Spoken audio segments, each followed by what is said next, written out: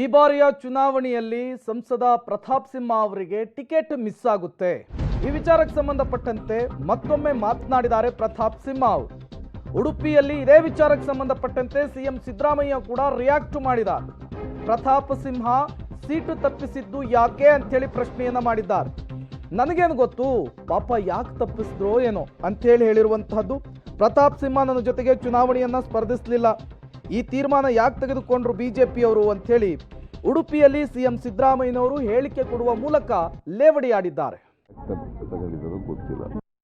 ಮೈಸೂರು ಯದುವೀರ್ ಮತ್ತೆ ಇವರು ಪ್ರತಾಪ್ ಸಿಂಹ ಕಾಂಟ್ರವರ್ಸಿಗೆ ಏನು ಹೇಳ್ತೀರಾ?